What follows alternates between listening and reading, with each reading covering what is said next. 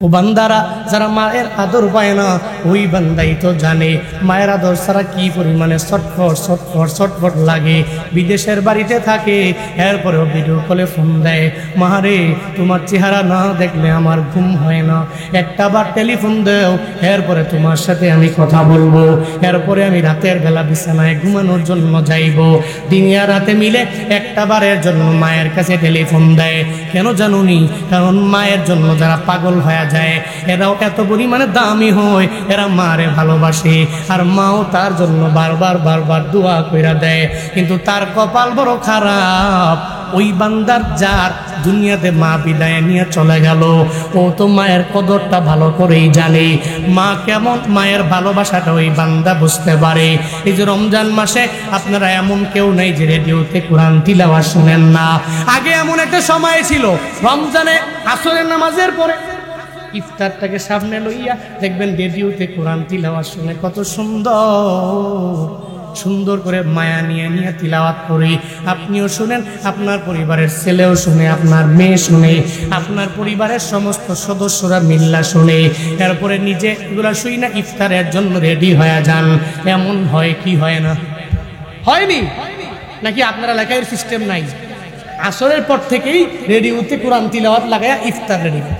কিন্তু এখন তো আবার আপডেট জামানা, এখন মোবাইল, বড় মোবাইল আসছে, রেডিও টিডিওর জামানা শেষ, রেডিও লাগে না।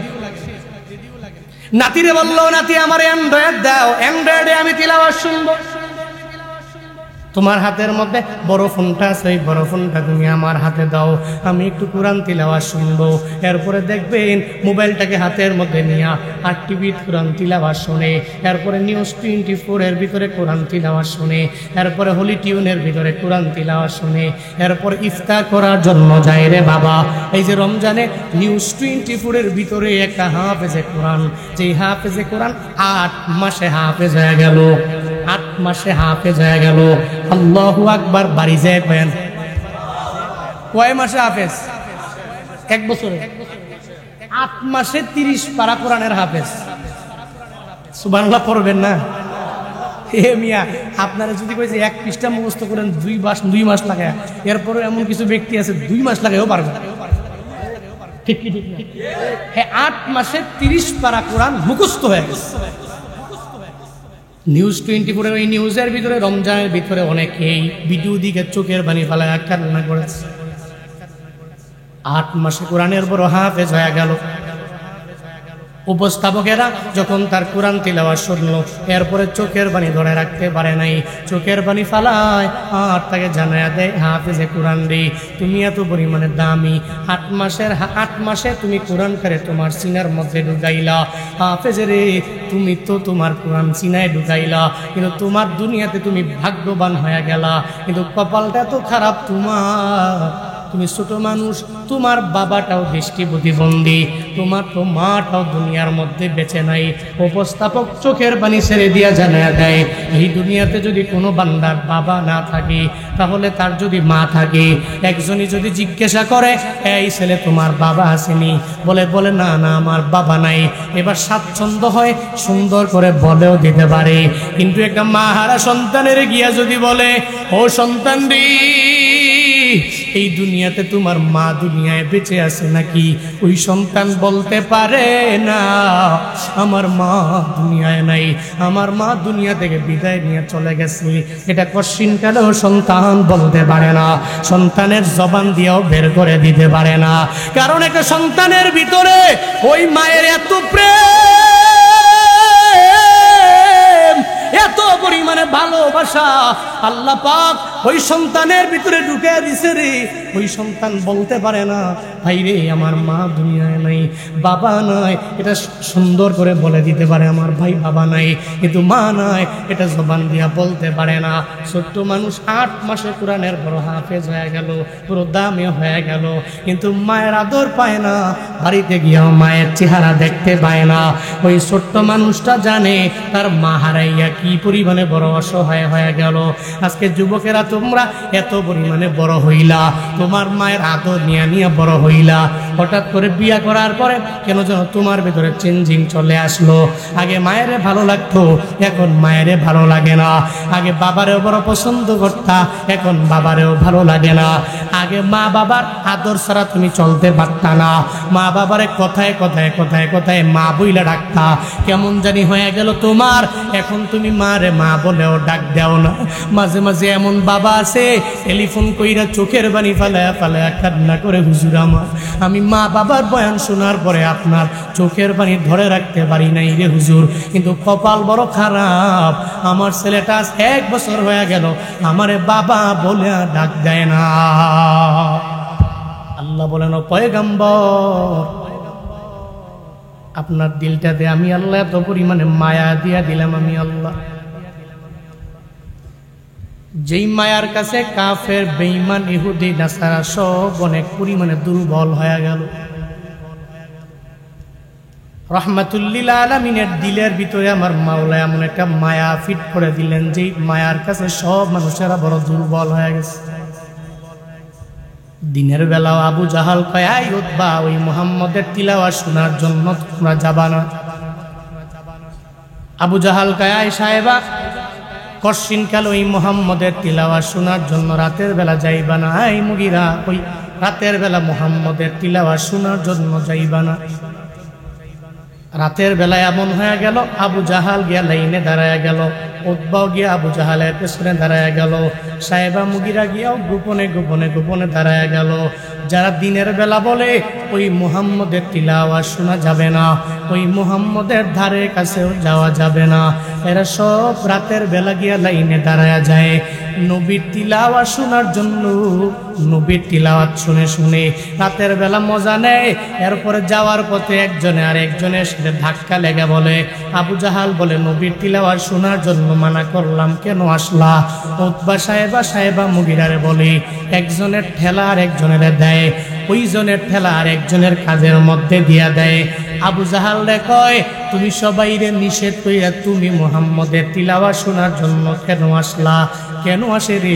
বলে, নবীরে উপর দিয়া যতই বারবার বারবার ধমক দেয়, বারবার বারবার নবীরে নিয়ে এত পরিমাণে কটূক্তি করে, এরা তো জানে ওই নবীর তিলাওয়াত এত পরিমাণে সুন্দর, ওই নবীর তিলাওয়াতের মধ্যে এত পরিমাণে মধুরতা, ওই নবীর চেহারা মুবারকের ভিতরে এত পরিমাণে মায়া, এরা ওই মায়ার প্রতি বড় পরিমাণে দুর্বল হয়ে যায়। অন্যান্য দেশের লোকেরা যখন নবীর সান্নিধ্যে আসার জন্য চেষ্টা করে, আবু জাহাল কয়, কই যাইবা? বলে, মুহাম্মদের দরবারে যাব। বলে, ওই পাগলের দরবারে গিয়া লাভ নাই। নাউযুবিল্লাহ, বলে, ওই পাগলের দরবারে যাওয়া লাভ নাই, ওখানে গেলে তুমিও পাগল হয়ে যাইবা। অন্যান্য দেশের লোকেরা, আবু জাহাল বলে, না না, ওই মুহাম্মদের দরবারে যাবা না, যদি যাও তাহলে পাগল হয়ে যাওয়া যাবে না। এরা বলে, তুই মুহাম্মদের দরবারেই তো একটু আমার যাওয়া লাগবে। নবীর দরবারে যায়, ওই নবীর দরবারে যায়, নবীর চেহারা মুবারকার আচরণ দেখে কালেমা পরে পরে মুসলমান হয়ে যায়। ওই নবীর আখলাকের কাছে এরা বড় দুর্বল, এত পরিমাণে দুর্বল এরা হয়ে গেল। আবু জাহাল কয়, ওই মুহাম্মদের দরবারে যাওয়া যাবে না। উতবা সাহেবা মুগিরাও বলে, মুহাম্মদের দরবারে যাওয়া যাবে না, গেলে তোমরা পাগল হয়ে যাও।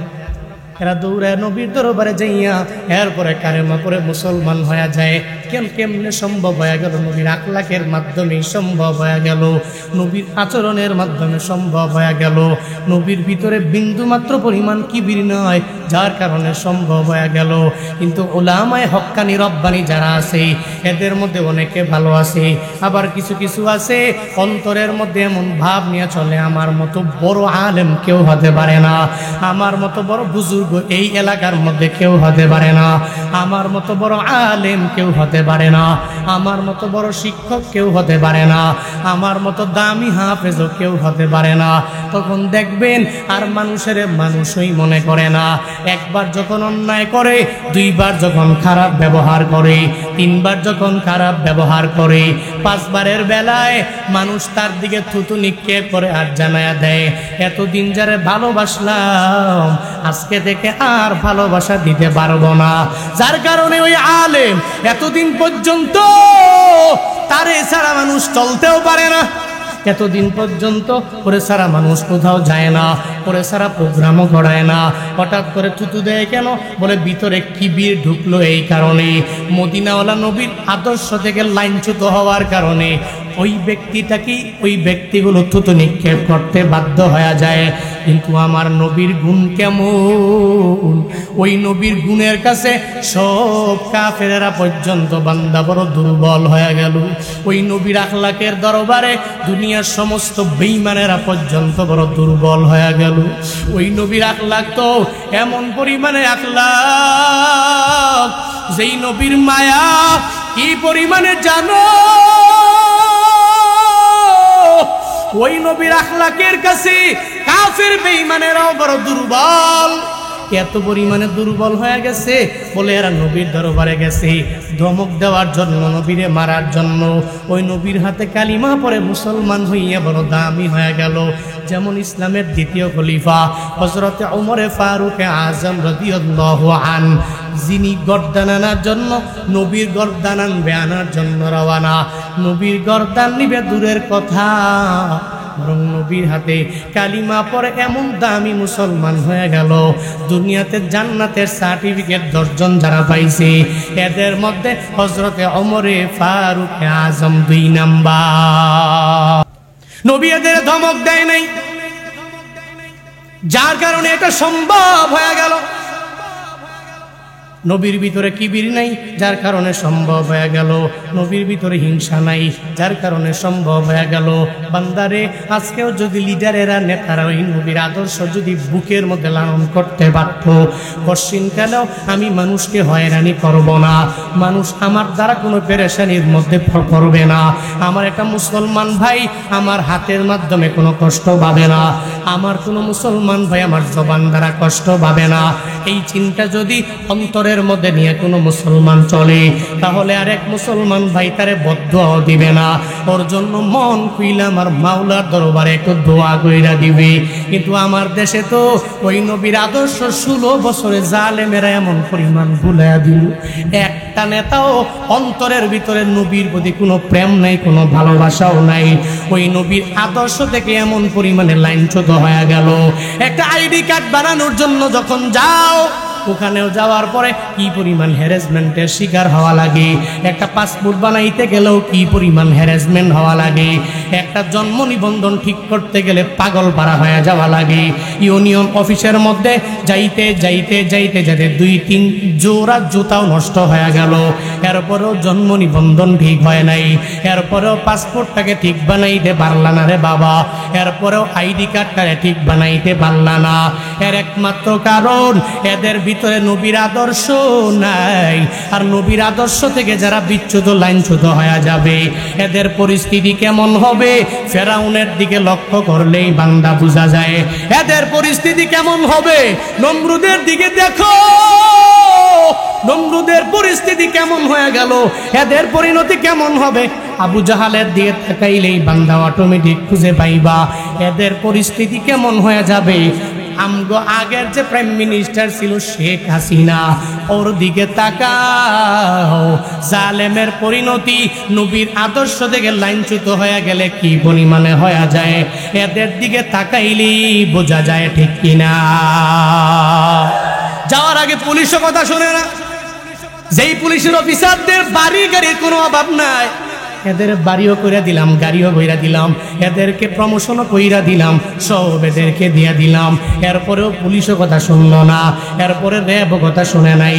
3 বাহিনীর প্রধানরা ডাকছে, আয় তোরা যত ছাত্র মারা লাগবে মারো, যত আলেম মারা লাগবে মারো, যত হুজুর মারা লাগবে মারো, যত আমার জনগণ মারা লাগবে মারো, এরপরও আমার ক্ষমতায় থাকা লাগবে।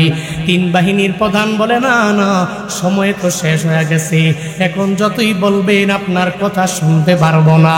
শেষ মুহূর্তে এমন হয়ে যায় নিজে একা একা পলাইতেও ইন্ডিয়ায় গিয়েও জায়গা নিতে হয়, বাংলাদেশের কোনো প্রান্তের মধ্যে কেউ জায়গা দেয় না। আবার মানুষ কি পরিমাণে খারাপ মন্তব্য তার নামে করে, আল্লাহ কয় আমি আল্লাহ বারবার বারবার বারবার বান্দা তুলে দেখি, তবে সার দিই একবার, সার দিই দুইবার, সার দিই তিনবার, তবে আমি আল্লাহ সার দিলাম। আমি আল্লাহর মায়ের দুনিয়ার বাইর ধরি ধরি ধরি না, ধরলে কিন্তু সারি না, ঠিক কিনা? নবীর আদর্শের মালা গলা লাগাইও, তোমার গলার মধ্যে তুমি ঝুলাইও। ওই নবীর আদর্শের মালা যেই বান্দা ঝুলাইবে ওই বান্দাই তো বড় দামি হয়ে যাবে। এ কারণেই তো নবী নিজের আদর্শ দিয়ে সব বেঈমানদেরকে মুসলমান বানায় ফেললো। মাইরা মুইরা বানায় নাই, বরং আদর্শ দিয়ে আখলাকের মাধ্যমে বানাইলো। নেতারাও যদি ওই আদর্শ লালন করে অগ্রগামী হয়ে যেতে পারে তো অটোমেটিক তুই আদর্শ বাস্তবায়ন করার মাধ্যমেই তো হয়ে যাবে। ও আল্লাহর বান্দারা, বিধর্মীরা আমার নবীর আদর্শ মাইনা এরা বড় দামি হয়ে যায়। এরা সারা বিশ্বকে এত পরিমাণে লিড দেয়, এদের ভিতরে বিন্দু মাত্র পরিমাণ ওয়াদার খেলাফ নাই, এদের ভিতরে বিন্দু মাত্র পরিমাণ আমানতের খেয়ানত নাই। এরা মিথ্যা কি এটা বলতে পারে না, বলতে জানেও না। এদের ভিতরে কোনো বিন্দু মাত্র পরিমাণ চুগলখড়ি নাই। আমার আরেক ভাই কেমনে চলে এটা নিয়ে সে ভরে থাকে না, বরং নিজেরা কাজ করার জন্য ব্যাকুল হয়ে যায়। এই যে নেপালে গেলাম, ওই নেপালের ভিতরে হিন্দু আর বৌদ্ধ দিয়া ভরা, ওখানে মন্দির দিয়া ভরা, কিন্তু এই যে হিন্দুরা এরপরেও দেখলাম বিন্দু মাত্র পরিমাণ মিথ্যা বলে না। আমরা যে মোবাইল দিয়া গেলাম এরপরেও মোবাইলগুলো চুরি করলে পারে কিন্তু করে না। ও আদা করছে ওই সময় আমি আসব, ওই সময় গাড়ি নিয়ে সামনে দাঁড়ায় থাকে। এগুলা তারা কি বুঝি জানো? মাঝে মাঝে এত পরিমাণে খারাপ লাগে রে বাবা। আমরা মুসলমানদের ভিতরে যে আদর্শগুলো ঢুকাইয়া আদর্শবান হওয়ার কথা, ওই আদর্শ আমরা আমাদের বুকের মধ্যে লালন করতে পারি নাই। বিধর্মীরা আমার মদিনাওয়ালা নবীর আদর্শ মাইনা বড় দামি হয়ে গেল। এত পরিমাণে কপাল খারাপ, এত পরিমাণে তকদিরটা আমারও খারাপ হয়ে গেল, তোমারও খারাপ হয়ে গেল। তুমি যদি নবীর আদর্শ মাইনা চলতা তাহলে কশিনকালেও এদেশে দুর্নীতিতে এত পরিমাণে ঠাই পাইত না। তুমি যদি নবীর আদর্শ মানতা তাহলে আজকে চুগলখড়ি হইতো না, গীবত হইতো না, মিথ্যা হইতো না। আমার দেশটা এত পরিমাণে ধ্বংসে দূষণলে পড়তো না, ঠিক কিনা? নবীর আদর্শের মালা গলা লাগাইলে ওই বান্দা বড় দামি। রহমাতুল্লিল আলামিনের জন্ম মৃত্যু মাসের মধ্যে তোমার আমার জন্য শিক্ষায়িত হবে, এটা বলে নবীর আদর্শের মালা গলায় লাগাবো। আমি সব জায়গায় ঘুরে ঘুরে রেলি করব, এটাই তো আমার মাকসাদ হবে না, বরং মাকসাদ হবে নবীর আদর্শের মালা গলার মধ্যে লাগাইয়া নবীর সিরাতটাকে নিজের বুকের মধ্যে ধারণ করব, আমার বডিতে ধারণ করব, আমি আমার নিজেকেও পরিপূর্ণ চেঞ্জ বানায় ফেলব। এটাই তো তোমার আমার মিশন হওয়া দরকার। অথচ কেমন হলো, ঈদে মিলাদুন্নবীর দিনে রেলি করার জন্য লাইনে লাইনে দাঁড়ায় গেল। আমি এমন লোকও দেখছি আমার এলাকার ওই লোক জীবনে এক ওয়াক্ত নামাজও পড়ে না, এমনকি জুমার নামাজটাও পর্যন্ত আদায় করে না। ওই ব্যক্তি বলে বিশ্বনবীর আগমন শুভেচ্ছা স্বাগতম, ওহাবিরা নিপাত যাক, সুন্নিরা জিন্দাবাদ, এটা বলে স্লোগান দেয়। আল্লাহ কয় তুই আমার নবীরে ভালোবাসো, এটা মুখ দিয়া বললেই হবে। নবীরে ভালোবাসলে শুধু মুখ দিয়া বললে হয় না, নবীর ভালোবাসা নামাজ দিয়া, রোজা দিয়া, সুন্নত দিয়া বুঝানো লাগে, ঠিক কিনা?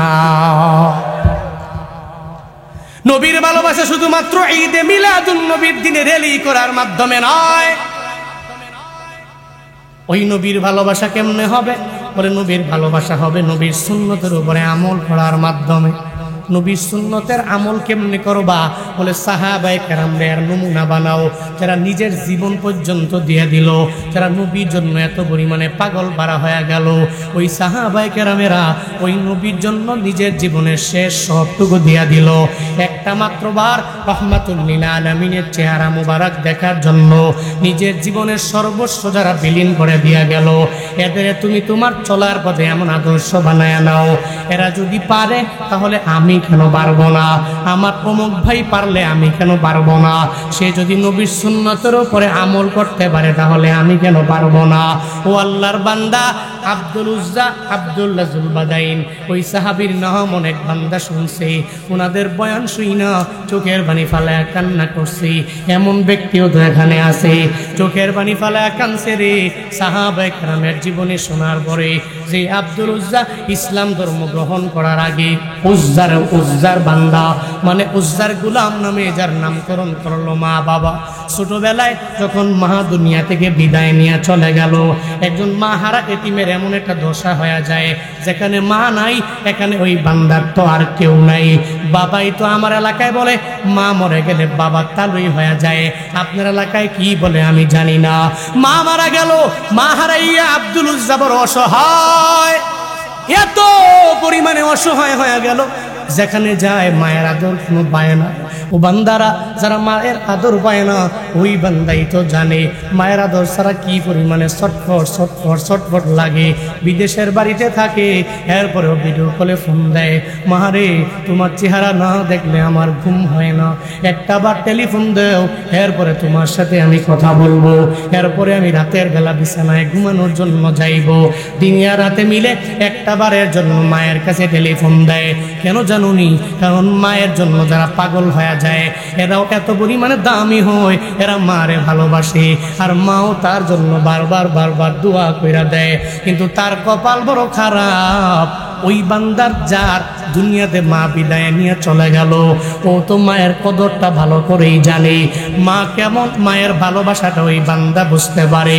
এই যে রমজান মাসে আপনারা এমন কেউ নেই যে রেডিওতে কোরআন তিলাওয়াত শুনেন না।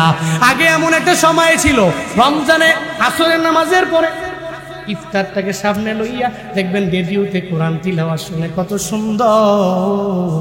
সুন্দর করে মায়া নিয়ে তিলাওয়াত করে আপনিও শুনেন, আপনার পরিবারের ছেলেও শুনে, আপনার মেয়ে শুনে, আপনার পরিবারের সমস্ত সদস্যরা মিল্লা শুনে, এরপরে নিজে এগুলা শুই না ইফতারের জন্য রেডি হয়ে যান। এমন হয় কি হয় না? হয়নি নাকি আপনার এলাকায় সিস্টেম নাই?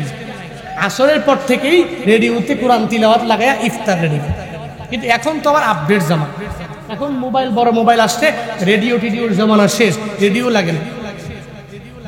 নাতিরে বললো, নাতি আমার অ্যান্ড্রয়েড দাও, অ্যান্ড্রয়েডে আমি তিলাওয়াত শুনবো। তোমার হাতের মধ্যে বড় ফোনটা আছে, ওই বড় ফোনটা তুমি আমার হাতে দাও, আমি একটু কোরআন তিলাওয়াত শুনবো। এরপরে দেখবেন মোবাইলটাকে হাতের মধ্যে নিয়ে আর টিভির কোরআন তিলাওয়াত শুনে, এরপরে নিউজ 24 এর ভিতরে কোরআন তিলাওয়াত শুনে, এরপরে হোলি টিউনের ভিতরে কোরআন তিলাওয়াত শুনে, এরপর ইফতার করার জন্য যায় রে বাবা। এই যে রমজানে নিউজ 24 এর ভিতরে একটা হাফেজে কোরআন, যে হাফেজে কোরআন 8 মাসে হাফেজ হয়ে গেল, 8 মাসে হাফেজ হয়ে গেল। আল্লাহু আকবার, বাড়ি যায় কয়েন কয় মাসে হাফেজ?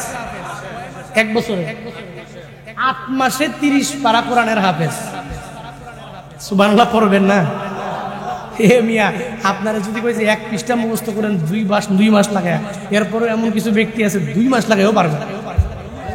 ঠিক কি ঠিক না? হ্যাঁ, 8 মাসে 30 পারা কোরআন মুখস্থ হয়ে গেছে। নিউজ 24 এর ওই নিউজের ভিতরে রমজানের ভিতরে অনেকেই ভিডিও দিকে চোখের পানি ফেলায় কান্না করেছে। 8 মাসে কোরআনের বড় হাফেজ হয়ে গেল। উপস্থাপকেরা যখন তার কোরআন তিলাওয়াত শুনলো, এরপরে চোখের পানি ধরে রাখতে পারে নাই, চোখের পানি ফালায় আর তাকে জানায়া দেয়, হাফেজে কোরআন রে, তুমি এত পরিমাণে দামি, 8 মাসে তুমি কোরআন করে তোমার সিনার মধ্যে ঢুকাইলা, হাফেজ রে তুমি তো তোমার কোরআন সিনায় ঢুকাইলা, কিন্তু তোমার দুনিয়াতে তুমি ভাগ্যবান হয়ে গেলা, কিন্তু কপালটা তো খারাপ তোমার, তুমি ছোট মানুষ, তোমার বাবাটাও দৃষ্টি প্রতিবন্ধী, তোমার তো মাটাও দুনিয়ার মধ্যে বেঁচে নাই। উপস্থাপক চোখের পানি ছেড়ে দিয়া জানায়া দেয়, এই দুনিয়াতে যদি কোনো বান্দার বাবা না থাকে তাহলে তার যদি মা থাকে, একজনই যদি জিজ্ঞাসা করে এই ছেলে তোমার বাবা আসেনি, বলে না আমার বাবা নাই, এবার স্বাচ্ছন্দ্য হয় সুন্দর করে বলেও দিতে পারে। কিন্তু একটা মা হারা সন্তানের গিয়া যদি বলে, ও সন্তান রে এই দুনিয়াতে তোমার মা দুনিয়ায় বেঁচে আছে নাকি? ওই সন্তান বলতে পারে না আমার মা দুনিয়ায় নাই, আমার মা দুনিয়া থেকে বিদায় নিয়ে চলে গেছে। এটা কশ্চিনকালেও সন্তান বলতে পারে না, সন্তানের জবান দিয়েও বের করে দিতে পারে না। কারণ একটা সন্তানের ভিতরে ওই মায়ের এত প্রেম, এত পরিমাণে ভালোবাসা আল্লাহ পাক ওই সন্তানের ভিতরে ঢুকে দিছে রে।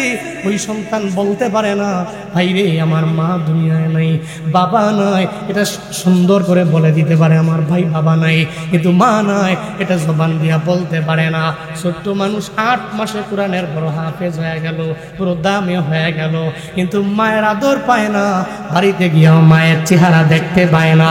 ওই ছোট্ট মানুষটা জানে তার মা হারাইয়া কি পরিমাণে বড় অসহায় হয়ে গেল।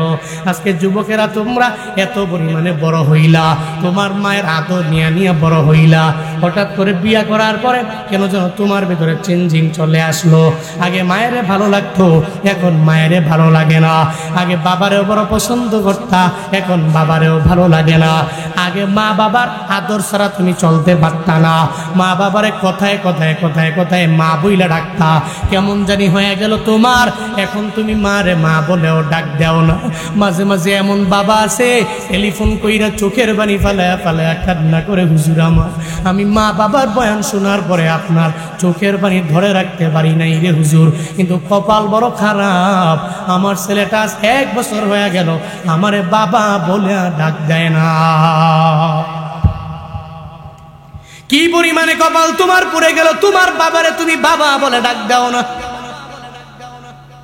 ও যুবক, কপাল তোমার কি পরিমাণে পুড়ে গেল, তুমি তোমার মায়ের মা বলে ডাক দিতে পারো না রে বাবা। কেমন তোমার হয়ে গেল, অথচ মা তোমার নিয়ে এত কষ্ট কম করো নাই। একটু যদি ভাবতা তোমার মা বাবার মাধ্যমে তুমি দুনিয়ার জমিনে আসতে পারলা, আসমান দেখতে পারলা, জমিন দেখতে পারলা। তোমার মা বাবার মাধ্যমে দুনিয়াতে এমন কোনো নিয়ামত নাই যেই নিয়ামত তুমি ভোগ করতে পারলা না, বরং সব মা বাবার মাধ্যমে সম্ভব হয়ে গেল। এজন্য এখন আমি বারবার বারবার বিভিন্ন এলাকায় গেলে আবদার জানাই, দুনিয়ার সব একদিকে থাকবে, তোমার মা বাবা একদিকে থাকবে। পশ্চিমকালেও কারো কথা শোনার পরে মা বাবার সাথে অন্যায় আচরণ করা যাবে না। করা যাবে? এই অন্যায় আচরণ করা যাবে? আর আব্বা আম্মার সাথে অন্যায় আচরণ যদি করো, 1 বার করছো, 2 বার করছো, 3 বার করছো, মায়ে তো তোমার বদদুয়া দেয় নাই। বদদুয়া তো মুখ দিয়ে জবান দিয়ে বলা লাগে না, তো অটোমেটিক লেগে যায়, অটোমেটিক লেগে। তো মা বাবার থেকে বদদুয়া নেওয়া যাবে, একটু চিন্তা করবেন। যদি কেউ বাবার বিরুদ্ধে বলে, আপনি বলবেন শোনো, আমার মা আমার জন্য যে কষ্ট করছে তুমি করছো, তুমি তোমার জায়গায় থাকো, মা মায়ের জায়গায় থাকবে, সে দামি। জীবনের মূল কষ্ট মায়ের, প্রসব বেদনা,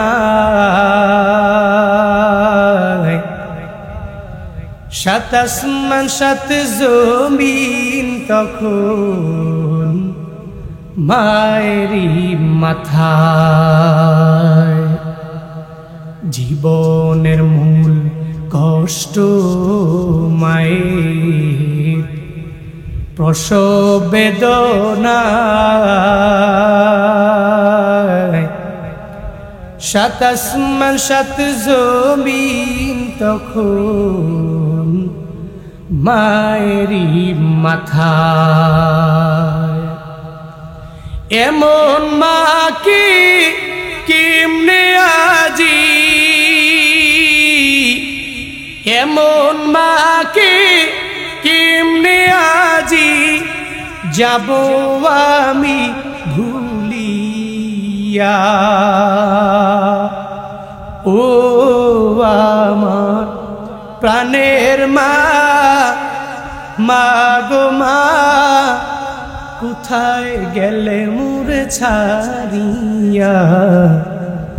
জনম দুঃখী এতিম আমি, চায় না কেহ ফিরিয়া। জনম দুঃখী এতিম আমি, চায় না কেহ ফিরিয়া। আমি যখন ছিলাম আমার মায়েরই উদরে, চলাফেরা করতেন যে মায় কত কষ্ট করে। আমার সুন্দর মুখ দেখে মায়ের, আমার সুন্দর মুখ দেখে মায়ের ব্যথা যায় যে ভুলিয়া। ও আমার প্রাণের মা, মা গো মা, কোথায় গেলে মোরে ছাড়িয়া। জনম দুঃখী এতিম আমি, চায় না কেহ ফিরিয়া।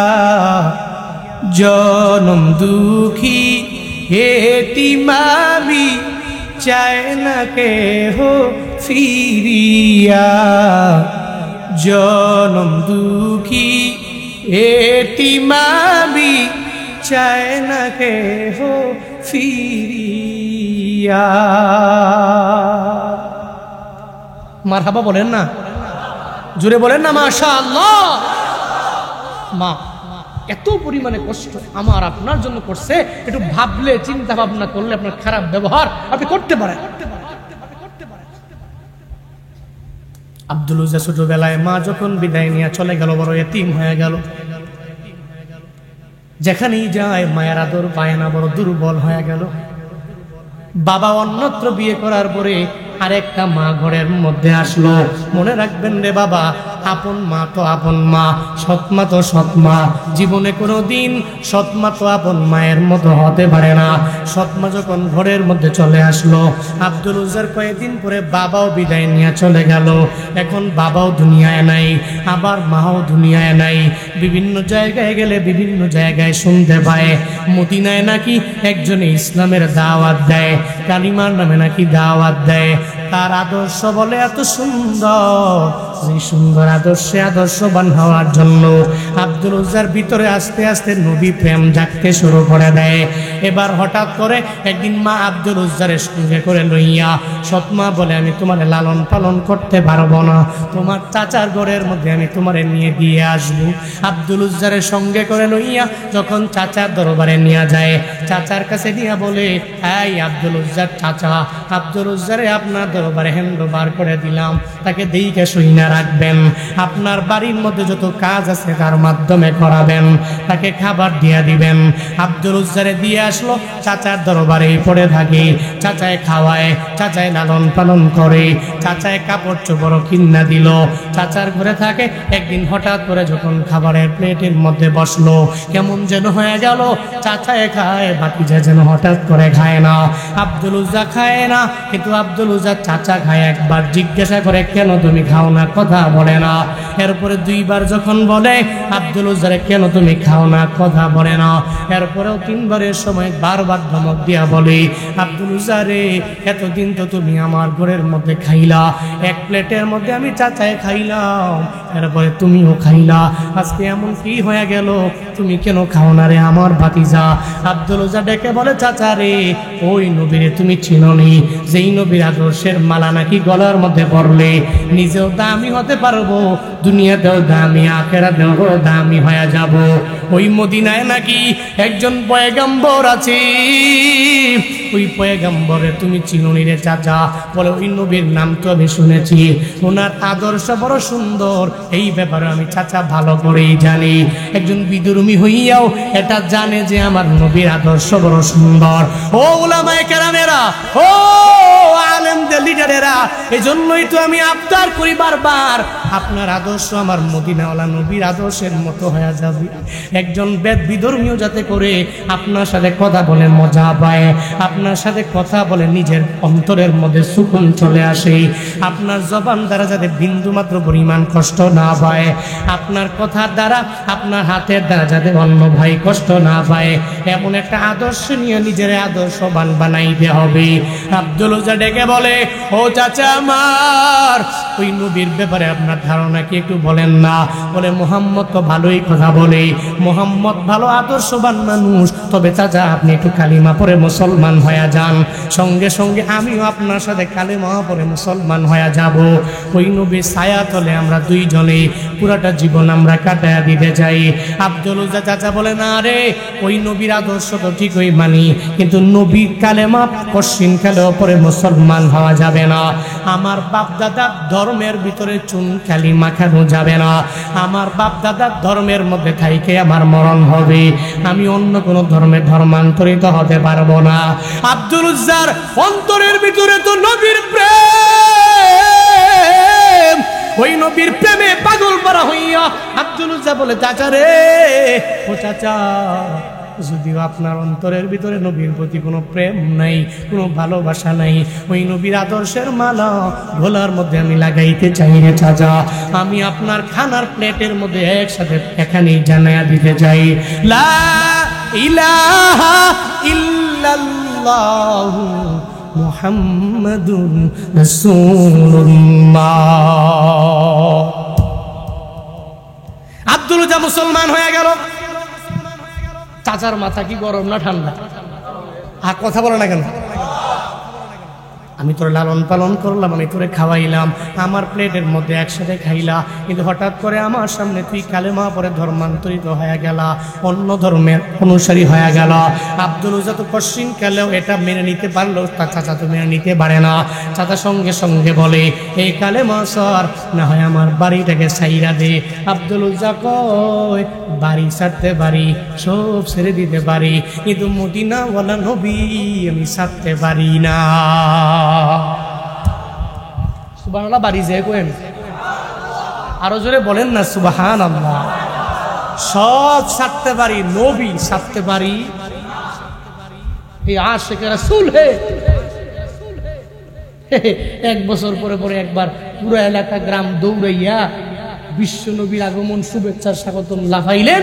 পুরা বছরে নাই নামাজ, নাই রোজা, নাই আমল, হক্কানি উলামায়ে কেরাম বিরোধিতা করে নবীর মিলাদুন নবীর নয়, বিরোধিতা করে আপনার মতো ব্যক্তি নামাজ নাই, রোজা নাই, সারা দিন অন্যায় অশ্লীল কাজ বেহায়াপনা কাজের ভিতরে আপনি থাকেন, আর এক বছর পরে হঠাৎ করে নবী প্রেম ভিতরের ভিতরে জাগে। আপনাকে উলামায়ে কেরাম বিরোধিতা করে, আপনার বিরুদ্ধে কথা বলে।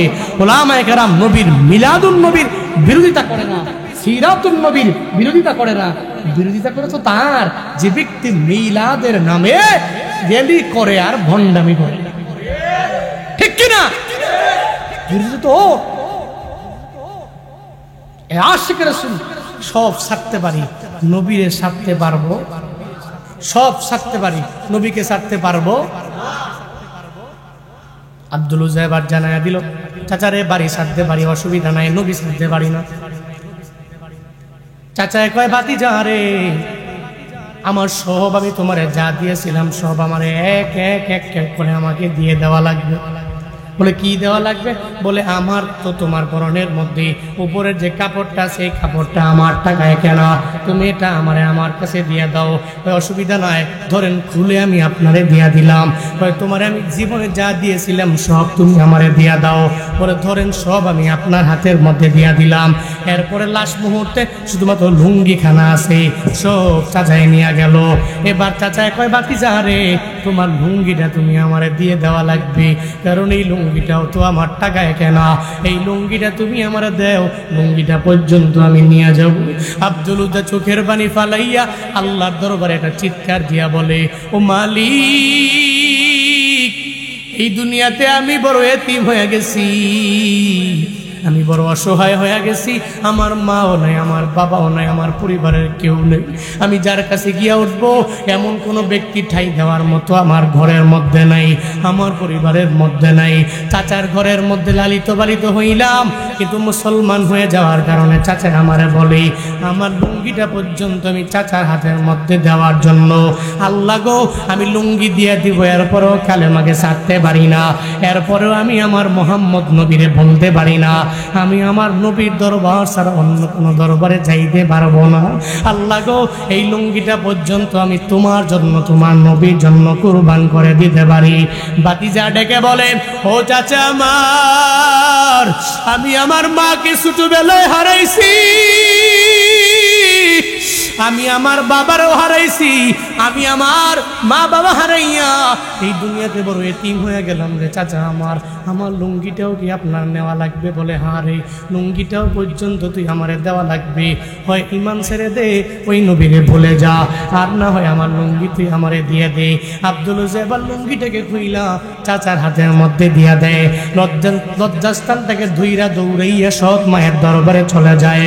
দরজার সামনে দাঁড়াইয়া একবার ডাক দেয় আর জানে দেয় মারে, দুইবার ডাক দেয় মারে, তিনবার ডাক দেয় মা, দরওয়াজাটা খুলো, তোমার সন্তান দরওয়াজার সামনে দাঁড়ায় আছে। মা দরজাটা খুইলা দেখে আব্দুল উজ্জার পুরা বড়িটা উলঙ্গ দেখা যায়। একটা ইয়াং মানুষ, যুবক মানুষের পুরা বড়িটাই উলঙ্গ। কেন রে আব্দুল উজ্জা, এই অবস্থা তোর কে করলো? তুই আমি মায়ের জানায়া দাও। আব্দুল উজ্জা ডেকে বলে, ও মা, আমি গরিব, বড় এতিম, আমি বড় অসহায়, আমার মতো অসহায় এই দুনিয়াতে কেউ নাই রে মা। আমি চাচার ঘরে তো লালন পালিত পালিত হয়ে গেলাম গো মা। ওখানে যাওয়ার পরে আমি চাচার সামনে কালেমা পরে পরে আমি মুসলমান হয়ে যাওয়ার কারণে আমার চাচা আমার পরনের লুঙ্গিটা পর্যন্ত খুলে নিয়ে গেল। আমার জীবনে আর কিচ্ছু আমার চাচা আমারে দিল না, কিচ্ছু আমার জন্য বাকিও রাখলো না, সব আমার কাছ থেকে এক এক এক করে আমার কাছ থেকে নিয়ে গেল। আমি কালেমা পরে নবীর প্রেমে পাগল হইয়া মুসলমান হইলাম কেন? এই কারণে সব আমার কাছ থেকে নিয়ে গেল। এবার মারে কয়, মারে আমার তো আপন মা যদি থাকতো রে, আমার এত একটা কম্বল আমারে দিয়া দিত, ওই কম্বলটা পইরা আমি আমার নবীর দরবারে যাইতাম। কিন্তু এখন তো আপনি মা আছেন, একটা কম্বল আমারে দিবেননি, যে কম্বলটা পইরা আমি আমার লজ্জাস্থান ঢাইকা নবীর দরবারে আমি চলে যাব, আপনাদের কাছে আর আসবো না। আমার নবীর দরবারে গেলে আমার নবী ফিরায় দেয় না, কারণ নবীর দিলটা তো মায়ায় ভরা, আমার নবীর আদর্শর ভিতরে তো মায়ার শেষ নাই রে বাবা। ওই নবীর মনটাই তো পরিপূর্ণ, দিলটাই তো মায়া দ্বারা ভরা। ওই নবীর দরবারে আমি আব্দুল উজ্জা যদি যাই, আমার নবী আমারে ফিরা দিতে পারবে না রে মা, আমার একটা কম্বল দেও, আমি কম্বল দিয়ে আমার পুরা বডিটারে আমি ঢাকবো, এরপরে আমি আমার মদিনাওয়ালা নবীর দরবারে যাব। ওই ঘরে কিছু নয়, এটা কম্বল দেখি আছে কিনা, ভিতর থেকে এটা কম্বল নাই না। যখন আব্দুল উজ্জা হাতের মধ্যে দিয়া দিল, কোন রকম লজ্জাস্থান ঢাইকা আব্দুল উজ্জা বলে, মা রে বিদায় দাও, এই দুনিয়াতে আর দেখা হবে না, বিদায় দাও রে, আমি আমার মদিনাওয়ালা নবীর দরবারে যাব। মা রে, যদি কালেমা পড়ে মুসলমান হয়ে যেতে পারো, হাসরের ময়দানে তোমার সাথে জান্নাতে দেখা হয়ে যাবে। আমার চাচায় মুসলমান হইলে হাসরের ময়দানে জান্নাতে দেখা হবে, না হয় দুনিয়ায় দেখা হবে না, আখিরাতে আর দেখা হবে না। চিন্তা করিও না, আমি চললাম মদিনাওয়ালা নবীর দরবারের পথে। ওই নবীর দরবারে আমি যাব, ওই নবীর সামনে যাইয়া আমি আমার নিজের জীবনের সব কিছু তুলে ধরব। আমার নবী আমারে ফিরে দিতে পারবে না, কারণ নবীর চরিত্র তো এমন, নবীর আদর্শ তো এমন, নবীর দিলটা তো অনেক পরিমাণে মায়া দ্বারা ভরা, আমার নবী আমারে ফিরে দিবে না। সঙ্গে সঙ্গে মায়ের কাছ থেকে বিদায় লইয়া ওই সব মানুষের কাছ থেকে বিদায় নিয়ে রওনা হয়ে যায় দুনিয়ার কোনো মানুষের দরবারে না, একজনের দরবারে। ওই নবী, একজনের নবী, চিল্লায়া বলো তার না। আল্লাহ কার নবী? আল্লাহর নবী। দুনিয়ার কোন ব্যক্তির কাছে যায় না, আল্লাহর নবীর দরবারে যাওয়ার জন্য রওনা। সুবহানাল্লাহ পড়েন না। দুনিয়ার মানুষ তো ফিরিয়ে দিতে পারে, নবী তো ফিরিয়ে দিতে পারে, ফিরিয়ে দিতে পারে, নবী ফিরিয়ে দিতে পারে। আর ওই স্থান তো এমন, মদিনার পানে দৌড়ে ছুটে যায়, নবীর দরবারে যাব, নবীর সান্নিধ্যে যাব।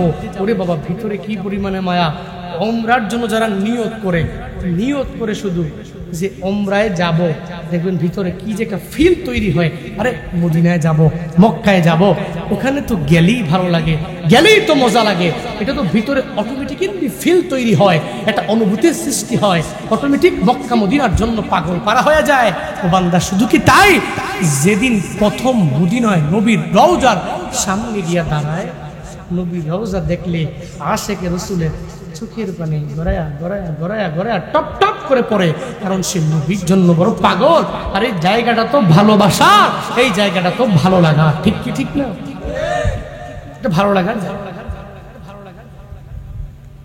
ভালোবাসার জায়গা মদিনা, ভালো লাগার জায়গা মদিনা, ভালোবাসার জায়গা মদিনা, ভালো লাগার জায়গা মদিনা। আমার সাথে বলতে হবে, বললে আমি বলবো, বলবেন? ভালোবাসার জায়গা মদিনা, ভালো লাগার জায়গা মদিনা, ভালোবাসার জায়গা মদিনা, ভালো লাগার, সবাই ভালোবাসার জায়গা মদিনা, ভালোবাসার জায়গা মদিনা, ভালো লাগার জায়গা মদিনা। এত সুন্দর জায়গা কোথাও দেখি না, এত সুন্দর জায়গা কোথাও দেখি না, সাজিয়েছেন দয়াল রব্বানা, ভালো লাগার জায়গা মদিনা, ভালোবাসার জায়গা মদিনা, ভালো লাগার জায়গা মদিনা, ভালোবাসার জায়গা মদিনা। মদিনা শরীফে নূরের খাজিনা, মদিনা শরীফে নূরের খাজিনা, আশিক ছাড়া অন্য বুঝে না, ভালো লাগার জায়গা মদিনা, ভালোবাসার জায়গা মদিনা, ভালো লাগার জায়গা মদিনা, ভালোবাসার জায়গা মদিনা। বলেন, ভালোবাসার জায়গা মদিনা, ভালো লাগার, যতই দুরুদ পড়ি তৃপ্তি মিটে না, যতই দুরুদ পড়ি তৃপ্তি মিটে না, সুন্নতেও শান্তি থাকে না, ভালো লাগার জায়গা মদিনা, ভালোবাসার জায়গা মদিনা, ভালো লাগার জায়গা মদিনা, ভালোবাসার জায়গা মদিনা। একদিন কবর যাব, কেউ তো যাবে না, একদিন কবর যাব, কেউ তো যাবে না, সঙ্গী হবে শাহে মদিনা, ভালো লাগার জায়গা মদিনা, ভালোবাসার জায়গা মদিনা, ভালো লাগার, সবাই ভালোবাসার জায়গা মদিনা, ভালো লাগার। আমার জীবনে অনেক বেশি গুনাহ, আমার জীবনে, আমার জীবনে অনেক বেশি গুনাহ, তাই হাবিবের কদম ছাড়বো না, ভালো লাগার জায়গা মদিনা, ভালোবাসার জায়গা মদিনা, ভালো লাগার জায়গা মদিনা, ভালোবাসার জায়গা মদিনা। হে ভালোবাসার জায়গা মদিনা, ভালো লাগার, ভালোবাসার জায়গা মদিনা, ভালো লাগার জায়গা মদিনা।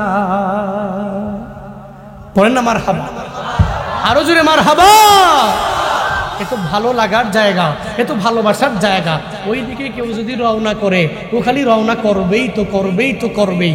একবার গেছে কয় মন ভরে না, দুইবার গেছে কয় মন ভরে না, তিনবার গেছে কয় মন ভরে না, চারবার গেছে তো মন ভরে না।